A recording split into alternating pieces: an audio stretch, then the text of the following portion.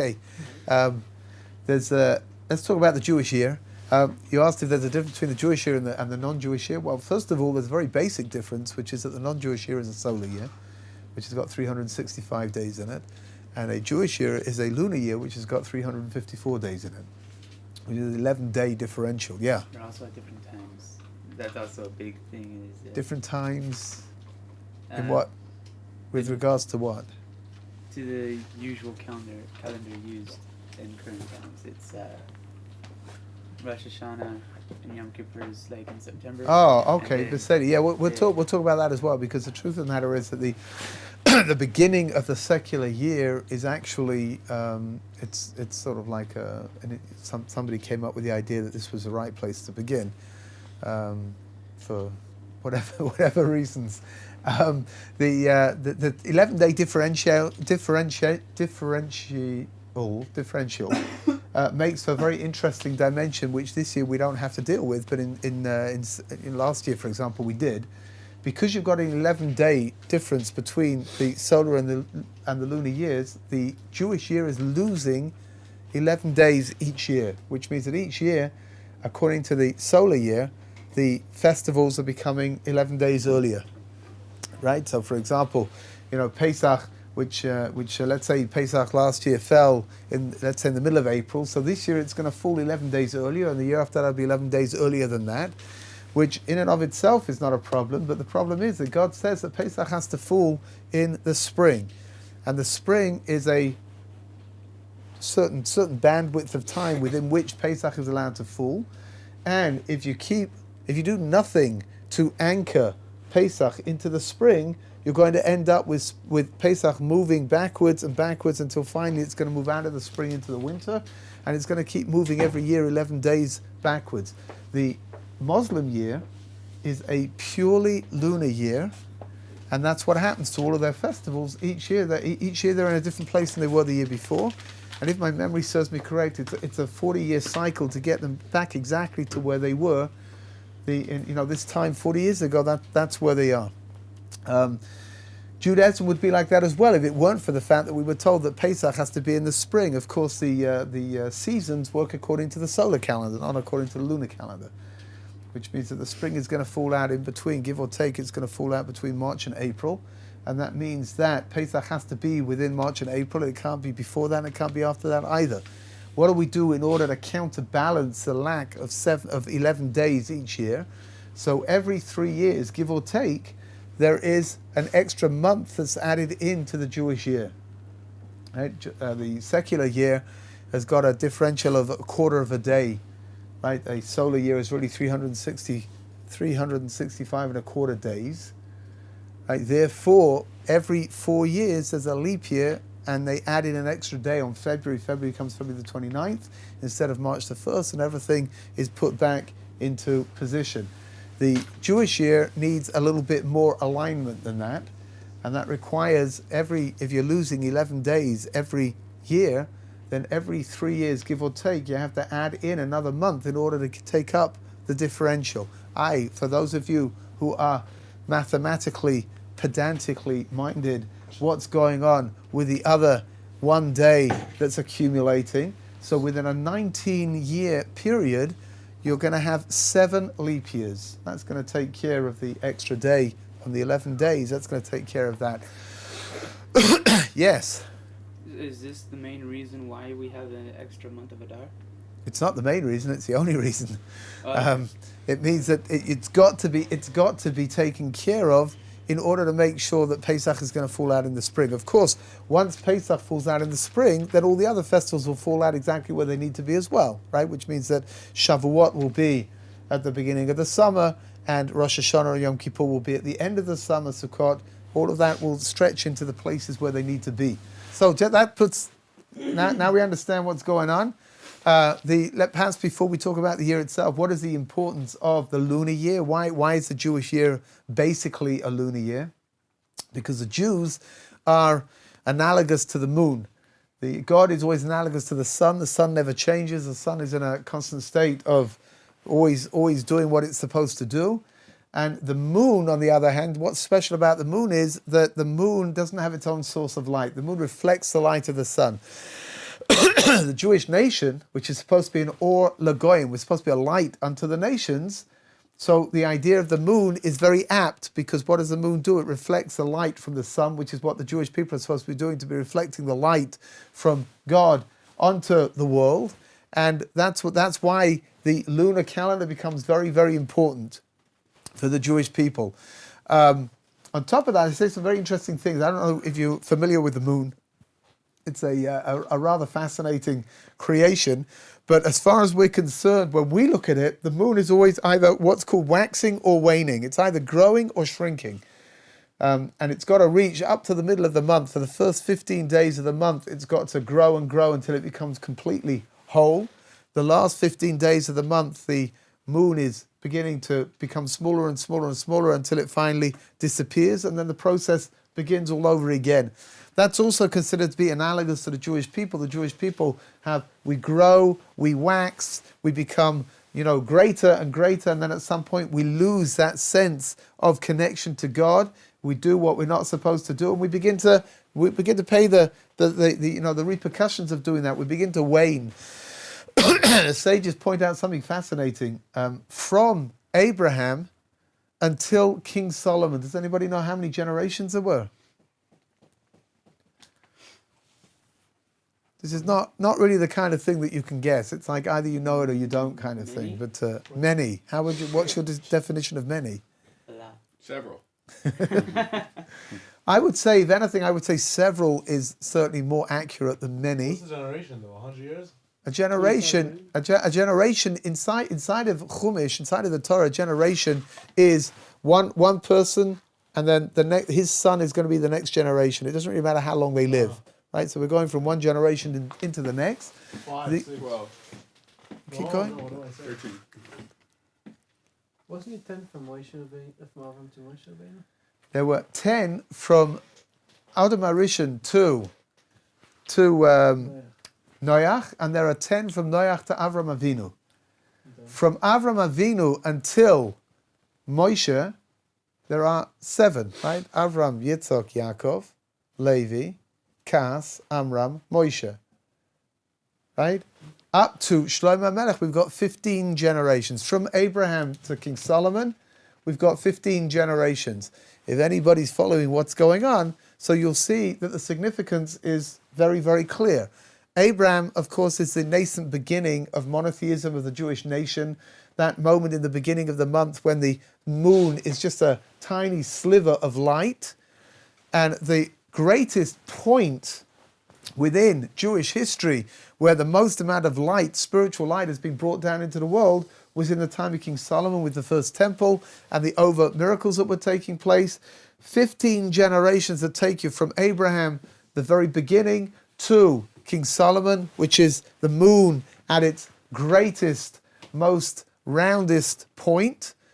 And then, explain the rabbis, there are 15 generations that take you from post King Solomon until the destruction of the first temple. Which means that Jewish history is tied up within the moon as well. Jewish history is cyclical. Everybody here knows that, I hope. It runs in cycles. That's what cyclical means. There were a lot of blank faces when I said that. Some of the faces are still blank, actually. Now that I pay attention. What's the idea? The idea is very simple. That the Jewish people, we wax and we wax, and we become greater, and we become bigger, we become more connected with HaKadosh Baruch Hu, with God, and then at some point we lose sight of what it is that we're supposed to be doing, and then things start spiraling out of control. And we hit, I'm never quite sure how you pronounce this, Nadirs, how do you say it? Nate. Nadir? Nada. Okay, you people don't know either, so that I can say whatever I want. Right, we hit sort of rock bottom, and things become as black and as dark as can be. So whether that's the expulsion from Spain and the Inquisitions, whether it's the pogroms, whether it's the Chalmniki massacres, whether it's the Holocaust, these are, moments in Jewish history where the darkness is almost overwhelming. But then the month begins again, that the moon is reborn. And all of a sudden, we go through the process again, and we see that within the darkness, that's where the light is going to begin. The Zohar Kodesh says that the darkest moment of the month, which is when the moon disappears altogether right at the very end, is paradoxically the moment that we know that the moon is going to rejuvenate and it's going to start rebuilding itself and it's going to turn into that enormous ball of light that it is. According to Kabbalistic ideas, when the Mashiach comes, he should come very soon, right? But when the Messiah comes, so the moon will return to its greatness, it will return back to its fullest amount. And that the idea, again, I don't know what the moon is going to be doing physically, but allegorically, it means that we, the Jewish people, are going to be reflecting the spiritual light in the world the way that we're supposed to. That's why the lunar concept of the lunar month is something very fundamental to Judaism. It's something which we're very much affiliated to. It represents, the moon represents us, and we represent the moon. But like I said, in order to keep everything in balance, we've got to be attached to the solar year as well. Which means that's the idea of the seasons, and the idea of Pesach being in the spring, and the idea of adding the extra month is to make sure that we've got this balance between the two. Christianity is uses a solar calendar, solely a solar calendar. Islam uses solely a lunar calendar, and Judaism tries to balance the two, right, and to utilize both of them in order to be able to have that idea. The moon. It's interesting that the word moon comes from the word moon in Hebrew is chodesh. A chodesh comes from the word chadash, to be new. The idea of the moon is to rejuvenate, is that we should be in a constant state of movement spiritually. We should be in a constant state of growth, of trying to recognize that we're supposed to be today greater than we were yesterday, and in Mitzvah Hashem tomorrow greater than we were today, always in a constant state of trying to move upwards towards God. There's an interesting aside. It's got nothing to do with anything, but it's kind of fascinating. It says like this: Mitzvah Hashem, when you get married, so one of the central parts of the marriage ceremony is what's called the reading of the ketubah. The ketubah is your marriage contract, where you take upon yourself to look after your wife and to feed her and to clothe her and to generally to be the kind of husband that you fully expect yourself to be. Of course, Rabbi. Thank you. And within the ketubah, one of the most important parts of the ketubah is the date, which means it's got to have the date that the couple are getting married.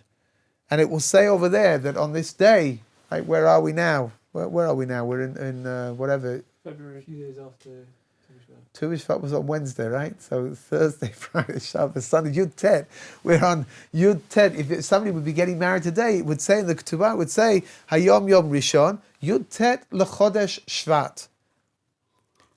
What you may not be familiar with, which is something which is very fascinating, is that when a couple get divorced, so inside of the divorce document, what's called a get, instead of using the word chodesh, if they were getting divorced today, it would say, Hayom Yom Rishon Yud Tet L'Yerach Shvat. Yerach also means a month, but it doesn't carry with it that concept of newness, of rejuvenation. Yerach, Rav Hirsch says, represents a concept of something which is not growing, something which is constricted. An interesting idea that the idea of the ksuba represents marriage, the ksuba represents the concept of growth. You're always supposed to be in a state of growth when you're together with your wife. Mitzvah Hashem, when you get married, you'll see, most of you will see that your wives will probably constantly complain about how much you've grown since you've got married, because your clothes won't fit you anymore, and you were once thin and beautiful and now you're fat and ugly, but that's okay, right? Take it from me, I've tried them both and it's fine. The divorce means that the marriage has come to an end. The concept of growth, of these two being able to grow together, is something which has been taken away. So a different word is used, yerach, instead of chodesh, because chodesh has that connotation of chidush, of something new. The Vilna Gaon, one of the great, possibly the greatest scholar from about 250 years ago, lived in Vilna, which is a stroke of luck because he was called the Vilna Gaon. So I guess, it's just lucky that he happened to live over there, I guess. But he comes up with the most incredible idea. The word for a divorce document in the Torah is not a get. It's something called a kritut, shtar kritut, which means a document of separation. Ask the Vilna Gaon, where does the word get come from? If you look in the Chumash, you won't find the word get anywhere. It's obviously very early, though, because there is a tractate which is dedicated to the concept of divorce within the Mishnah called Gittin. Gittin is the plural of get, which means obviously it's a very early concept, but where did the word come from? So says the Vilna Gaon, going back a couple hundred years, there's no computers in those days. He just did it through his encyclopedic knowledge. He says that there is nowhere in Tanakh where a tet follows a gimel. Right? In words. You won't find any word that's spelled within the word, there is a gimel followed by a tet. There's no such thing. It says more than that, there's no word which ends in a gimel and the next word begins with a tet. I explained to Vilna Gaon that gimel and tet for some reason are two letters that don't belong to each other. He says that the idea why a divorce document is called a get is now very apt because this couple don't belong to each other. So at some point, the sages way back when decided that this was the name that was going to be given to the document because it really represents the idea that this couple have no future together. They really don't have any way of being together anymore. Here, you wanted to talk about marriage, and then we spoke about divorce instead. So, We're just getting there. huh? We're getting there. Whatever. All right. Can we go through the months? Pardon? Through the months? Yeah, for sure. Let's have a look at the Jewish year. Because we're Jewish, of course, it's not possible to have anything as simple as the beginning of a year. Right? Because in Judaism, there are two beginnings to the year.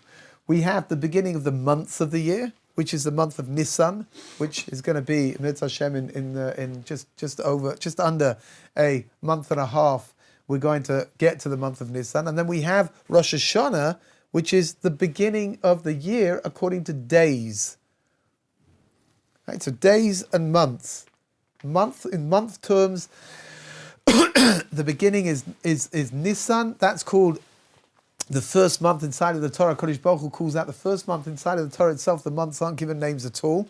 They're counted by number, which means you've got month number 1, month number 2, month number 3, until you get to month number 12, and then you begin the cycle again. But we've got Rosh Hashanah, which is going to be the beginning of the year according to days. I once heard a very beautiful idea over there. What are we going to learn from that? We've got to learn something which is going to make us into better people, right? Sure. Thank you. Well, I'm pleased you're here today because no one else seems to want to not know this stuff. I don't know, when I say right, it needs some kind of a reaction, something, anything. Right, Yeah. I'm sorry, Thank Rabbi. you. I'll react from that one. Thank you, I was thank just you. intently listening. I'm so excited. And before they started recording all of these classes, I had a whole series of little things to hold up, like laugh, clap, react. But I can't do that here because now that we're being recorded. Why don't the Unless- gentleman hold them up for you? Actually, you know what? We could have them at the back. If they're on the back, you could get rid of them, right? Yeah. Oh, okay. Let's think about that. Anyway, there's something we've got to be able to learn something from all of this, which is what we live within two different cycles. We live within the cycle of the year. The cycle of the year is going to bring us back to where we were last year and next year. So this time next year we'll be where we are now, but it's a spiral which hopefully is moving upwards and taking us towards God. But within each year, we have to live each day, which means that God's given us each day is a day full of potential that we're supposed to utilize and to turn into the best possible thing it can be. And that's why there's a phrase in Hebrew which says that a person should merit to live his days and his years. Now, years is counting out how long a person was here in this world. So a person can live here in this world for 120 years and not really live out his days very well at all. But a person could live over here for a much shorter amount of time, and they could live each day to its fullest, and then that day becomes something of tremendous worth. Each day is of tremendous worth. I saw one of that. What's that? Like there's a cutesy a cutesy phrase, which I think I read for the first time in Reader's Digest, which how does it go? I can't remember. Yesterday is the past, tomorrow is the future, today is a gift, and that's why it's called a present. I think it's kind of cute. I really do. I mean, it's What was it again? I think it's something like this. Don't. Don't quote you on there. You can write it down, but don't etch this one in stone. But it's something like yesterday is the past and tomorrow is the future, and today is a gift, and that's why it's called the present. Present, you get it? Present? I got it. You get it? No, I don't know. Again, didn't get very much of a reaction over there. However sweet and saccharine it is, I think it's got the most incredible depth to it. I really do. Each day is truly something that's been given to us, and we need to utilize it. We need to use the best way that we possibly can. So from Rosh Hashanah, the year of the days begin, and that's why we begin with Rosh Hashanah, which we'll get to much later on, because we're going to start with the months, right? But we begin Rosh Hashanah and the idea of tshuva and the idea of being able to return back to a state of purity that we were in, right? That's the idea of living each day. And then each month is going to bring us around. We've got a cycle that we've got to take care of. So let's start with the months of the year. The first month of the year is the month of Nisan. The month of Nisan is the spring. It's always in the spring, like we mentioned before. And of course, the most important dimension of the month of Nisan is Pesach. Pesach begins in the middle of the month. That's something which very often the festivals begin in the middle of the month. Again, we've got the moon at its fullest, which means that we're talking about maximal light, maximal benefit from the light that the moon is giving us. On the 15th of Nisan, we've got the month of Pesach. We've got the holiday of Pesach.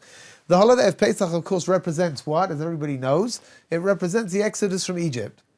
But the Exodus from Egypt, of course, is something which is not just a commemoration of leaving slavery, but being turned into a nation. Pesach represents one of the most fundamental dimensions of Pesach is that it represents the concept of nationhood.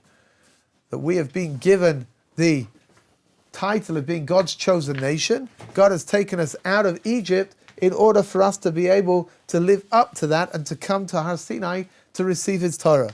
The month of Nisan it's a very beautiful month. First of all, the month of Nisan is the spring, so we're talking about rejuvenation. Over here in Eretz Yisrael, it starts getting warm. It's the spring is very short over here. It starts getting warm. The trees begin to show a little bit of life. There is a custom from the beginning of Nisan. There is a custom that we're supposed to bless the trees. You're supposed to find 2 fruit trees that are beginning to blossom, and you recite a special blessing next to those trees, as you can see them both. I once asked the Bostoner Rebbe, Zecher Tzadik Livrocha, why it was that we don't make a bracha over the tree when the tree is full of fruit, all hanging down and looking delicious. And he said because the bracha is a bracha for the potential that's contained inside of the tree. But Nisan is a month which really is the beginning of our potential. It's something which contains the most enormous amount of potential inside of it. Our job in Nisan is to tap into that idea. So explain the rabbis like this, that Nisan, Pesach is not just a festival that's commemorating the Exodus from Egypt, but rather it's something which is trying to get us to leave the confines of whatever's holding us back inside of our what's called Avodat Hashem, inside of our connection to God. The commentaries point out a fundamental difference. Sometimes Egypt in the Chumash is called Eretz Mitzrayim, it's called the land of Egypt, and sometimes it's called Mitzrayim, it's just called Egypt. And the commentaries explain that when it's talking about Eretz Mitzrayim, it's talking about a geographical location. When it's talking about Mitzrayim, it's talking about a state of mind. Mitzrayim comes from the word Meitzah, which means to be restricted, constricted, right? Hemmed in. One of the tasks that we're supposed to try to achieve over Pesach and over Nisan is to get ourselves out of the constricted, restricted mindset that we've got in order to be able to grow and to become closer to God through doing what God wants us to do. Which means that Nisan is a month of potential. Pesach, again, Pesach is probably the most labor-intensive Yom Tov that we've got, the most labor-intensive festival that we've got.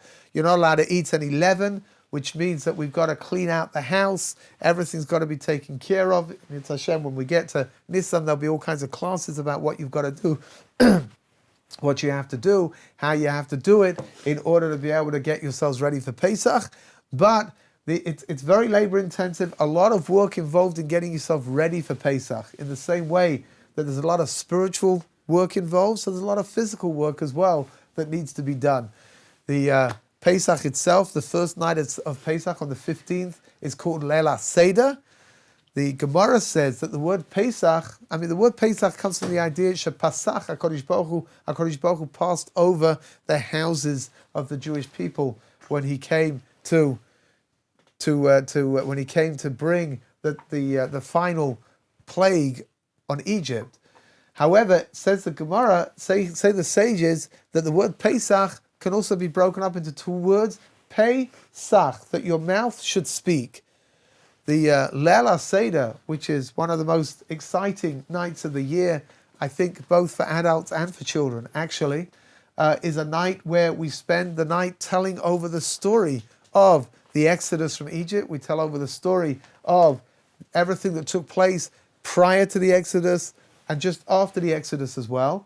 And we're supposed to use our mouths to speak. Pesach, that your mouth should speak about the wonders that HaKadosh Baruch Hu gave to us during this whole period of the build-up to the Exodus. Yeah. If you've got a room in yeshiva, but you're going home or something like that for Pesach, how do you still have to properly clean your room in yeshiva? Well, you've got a few options. The first option is to clean it up. Right now, I would imagine that in your room in yeshiva, you probably don't have very much chametz knocking around, right? Because I would imagine you probably eat it all. So if you've got real, honest to goodness chametz, which is leavened, any kind of whatever you want to say, cakes, pretzels, biscuits, you name it, then you should really try to get rid of them. That's one alternative. The other alternative is to sell your room before the couple of days before. You can sell the chametz that's contained inside of the room, and then you don't have to clean it up. If you've got a roommate who's sticking around, it's not so simple to do that, right? Which means the best thing is to give it a going over. The other alternative is to ask your roommate to do it, but that probably means being nice to him for at least 2 months prior to Pesach, which means it's too late for that now. Or you just pay him. Oh. That's what's called Pesach. Ooh la la. Clever. That was quick. Yes, or you could offer him remuneration. Yeah. Yeah. 15 an hour. Huh? 15 an hour. 15 an hour. 15 what? What are we talking about? 15. Shekels. Let's not get carried away here. $50 an hour for cleaning. I'll do it myself then. Yeah. I mean, Oh, it's you'll do other expensive. people's, no? Yeah. For that kind of money, for sure. Do you really have to move the fridge? Huh? Do you really have to move my fridge? Do you have to move your fridge? Yeah, clean behind it. Of course you do. Oh, shit. Your fridge is going to be, I tell you, it's the most incredible thing. I mean, I don't know what people do, but when you move the fridge away, there's the most incredible accumulation of who knows what underneath there. It's unbelievable. It really is. I mean, you imagine, even if you're just adult, never mind you got little kids at home, but if you're just adult, like it looks after a year like one of you has been like shoving, bits of chametz under there on purpose. It's like, where did that come from? It's really quite strange. Really And then what quite happens strange. if you're wearing a suit, for example, and you find a piece of chametz in that suit? What do you do with it? Well, they'll say it. When? On Pesach? Yeah. So if it's Yom Tov, there's not very much. You have to cover it up with something and make sure that you can't see it. And as soon as Yom Tov is over, you've got to burn it. Not the suit. Oh, okay. Just thinking that I'm like, If you what? really, Even if it's like I a guess, if you really $1,000 want suit? to, right, if you really want to be stringent, then you've got to burn it straight away whilst you're wearing it, I guess. But no, the other alternative is just take it out of your pocket. You are supposed to check all your pockets before Pesach. And, if needs be to get your suit cleaned. I know this is like a radical idea because why would your suit need to be cleaned if you've worn it every day for the last year? But, you never know. There might be a stain or two on it, whatever. But if you do find a piece of chametz that's not in your pocket, maybe you find it, you open a cupboard door and all of a sudden you find a piece of chametz over there, then the correct thing to do, again, if it's Yom Tov, to cover it up so you can't see it. And after, you got to take it out and you got to burn it, yeah. Oh, sorry, no, the cupboard. You gotta burn Oh, the cupboard? No. You have to burn the bread? Yeah. Can you give it away? Nope. Nope. It needs to be burnt. Couldn't you flush it on Yom Tov? Can you the problem is like this, on Yom Tov you can't do anything with it. The only thing you can do is cover it up so you can't see it. How can you carry it around? You don't carry you it don't. around. You just cover it with like a napkin. What do you mean it's in your pocket? You're wearing it. Oh, you take it out. Take it out your pocket. Take it out. And So why didn't you then just cover walk it? over to the toilet and just flush it? Because then you're carrying it. You're carrying it already anyhow. Right, but you didn't do it knowingly, which means that nothing's held against I don't know. Can you flush it? You know what? It says like this in Lauffer. It says that you have to destroy it after Yom Tov. You can't destroy it on Yom Tov. I think if my memory serves me correct, that's a secondary problem, a secondary issue. Oh. So you just take a like a disposable aluminium disposable thing and just cover it, turn it upside down, cover it over, and when Yom Tov goes out, get rid of it. There is on Erev Pesach, on the night of the 14th of Nisan. So there's what's called B'dikat chametz. B'dikat chametz is that you've got to go around check your home to make sure there's no chametz in it. There is a custom to take 10 pieces of chametz, of whatever it is, bread or pretzels or whatever you've got, to cover them up with a little bit of silver foil to make sure that they're not going to leave crumbs all over the place, and to put them out, and somebody goes looking for these bits of bread. If you're by yourself, then you don't have to do that, because obviously that's ridiculous that you're going to go put out bits of bread and then go look for them, because you know exactly where they are because you put them out, unless you're like me, and then you'll probably find 9 of them, and the 10th one, like where is that 10th one? You don't know. But that there is a custom. There's a bracha that's made over looking for the chametz on Erev Pesach. Not having chametz in the house actually begins before Pesach begins, which means that on the 14th of Nisan in the day, already from the in the morning already, it's forbidden to have any chametz. It's forbidden to own any chametz.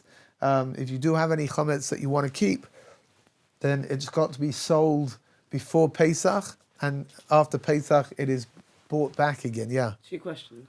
Firstly, what's this whole thing about like Pesach toothpaste? It's made out of matzah crumbs. Huh. That's very funny. Secondly, or like let's say that someone is what you calling it?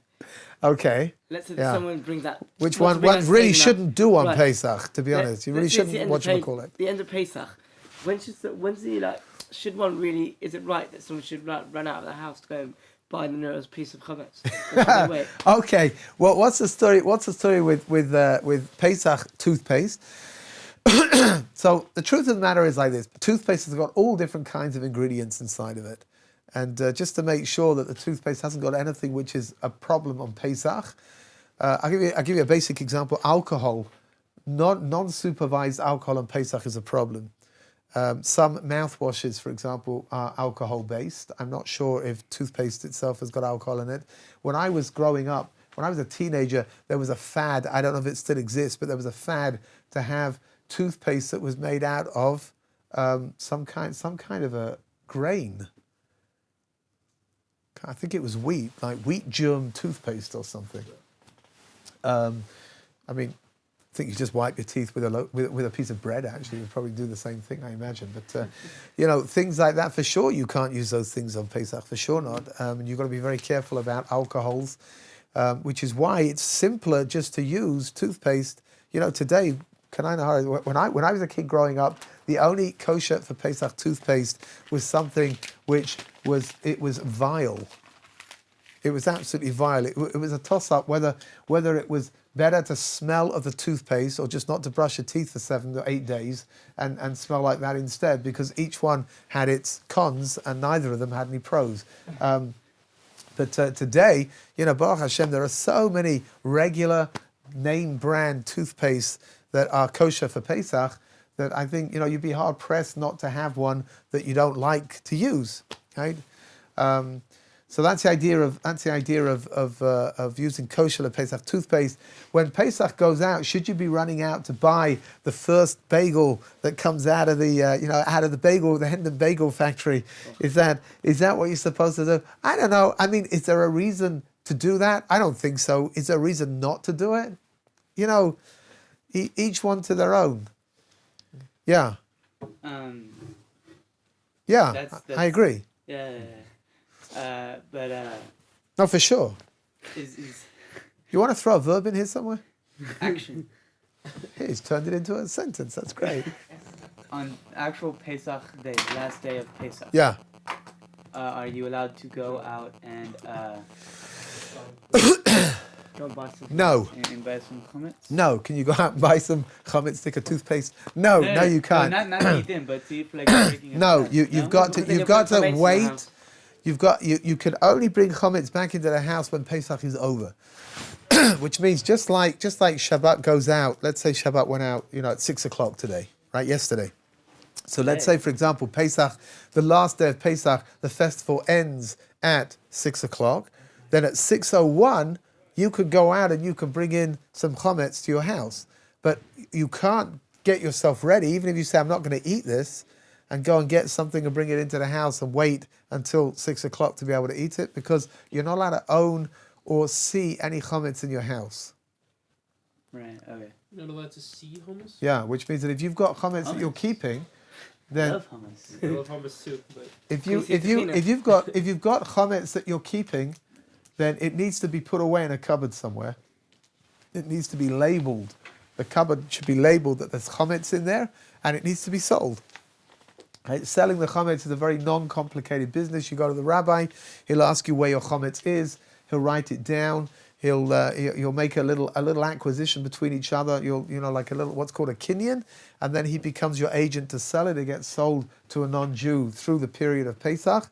After Pesach, the non-Jew has 8 days within which to decide that he wants to make the sale. And if he doesn't do that, then after 8 days, it reverts back to the original owner. But like I said, you're not allowed to see this stuff, which means that if you've got chametz, it needs to be put away somewhere, and the cupboard needs to be labeled. And putting it into a cupboard that's got a glass front is not. You can't do that. You can't see it. Yeah. if you see a bread commercial on television, does that seem See, it's a very fascinating question, because you're obviously working on the premise that it's okay to watch television. Right? Whereas, of course, it's clear to everybody, to all and sundry, that television is evil and wicked, What is television? and anyone that watches television, therefore, is by definition evil and wicked too. Is it okay to watch bread? It's a hypothetical question. Okay, it's a Not for hypothetical me, question. because I haven't watched television. If I were to know what television was, then hypothetically it would be okay to watch bread commercials. Breadcommercials.com. Nothing but bread commercials. even You can just sit there and fantasize about bread. yeah. It's all It's, hypothetical, of of course, It's all hypothetical. absolutely. I mean, hypothetically, I think that anybody who hypothetically wants to watch bread commercials throughout the whole of Pesach should hypothetically get some hypothetical professional help, I would have thought. That's just my hypothetical opinion. With the emphasis on the pathetic, I think, inside of the hypothetical. I never noticed it. That's cool. Anyway, you can watch bread commercials. You can do that. That should be the worst thing you ever do. You can call it with that. Yeah, when you get upstairs at the age of 120 and God says to you, "Listen, you bozo, right? I want to let you into the world to come, but you would spend your whole of Pesach watching bread commercials. Don't mention my name, okay?" It's just a hypothetical question. Of course. Good. I was wondering if I could interrupt my normal pattern of behavior of watching bread commercials on a daily basis. Do I have to stop, or can I continue? No, you can continue to I actually enjoy don't recall one bread commercial. each day. What? I don't recall one bread commercial. I watched a lot of TV in my life. Well, that's very I don't sad. know, I think you need to. You obviously, Moshe, you obviously need to go back and watch television all over again because you're missing a rather vital component. And you need to start from the 90s too. So Yeah. go back in time. Okay, on that debauched Back to the note, future. I think we're going to call it a day over here for today. Which I want to leave like my. Cadbury's World or something like that. I want to leave myself enough time to be able to watch some bread commercials before Oh, yeah, before yeah. my next performance. Yeah.